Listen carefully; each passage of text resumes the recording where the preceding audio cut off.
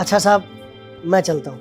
रुकिए, बैठिए आप। पर साहब, बोला ना आपसे बैठने को, बैठिए। साक्षी, एक प्लेट इनके लिए भी लगा दो।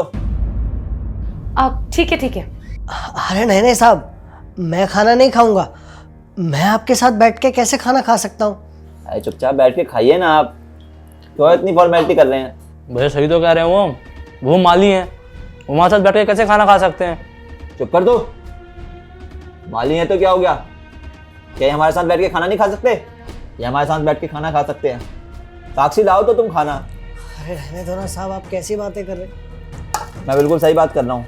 ठीक है भैया, आप इसे खाना खिला रहे हो, पर ये तो देखो ये हमारे साथ बैठने लायक है कि नहीं है। इसे बोलो खाना नीचे बैठ के खाए, हमारी बराबरी में नहीं। हाँ हाँ, छोटे मालिक ठीक कह रहे हैं, मैं नीचे बैठ के खा लेता हूँ। अरे रुकिए, बैठिए आप।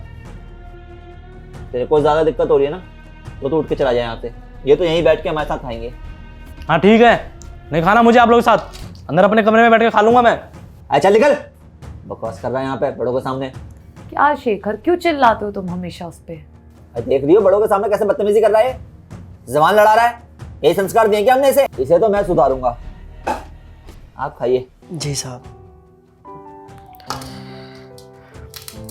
खाना अच्छा बना है ना? हाँ साहब, बहुत स्वाद है। ऐसा खाना डेली कहाँ मिलता है? अच्छा एक बात बताएं, आपने हमसे झूठ क्यों कहा? क्या झूठ बोला साहब मैंने? जब मैंने आपसे पूछा कि कोई दिक्कत है तो आपने बताया क्यों नहीं? पर साहब सच में कोई दिक्कत नहीं है। दिक्कत है ना, मैंने देखा कि आप बाहर खाना खाते हो। नहीं साहब, मैं बाहर खाना नहीं खाता। अरे झूठ मत बोलो, मैंने अपनी आंखों से देखा है। भैया मेरे लिए एक प्लेट लगा दो। बैठो। अरे नितिन जी, ये नितिन जी बाहर क्यों खाना खा रहे हैं?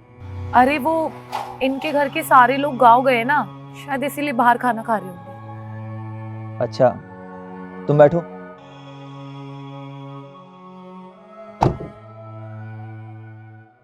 आप बताइए, क्यों बोला हमसे झूठ? तो मैं क्या बोलता साहब, आप सब क्या ही कर लेते मेरे लिए। अरे क्यों कुछ नहीं होता, हम सब एक परिवार जैसे हैं।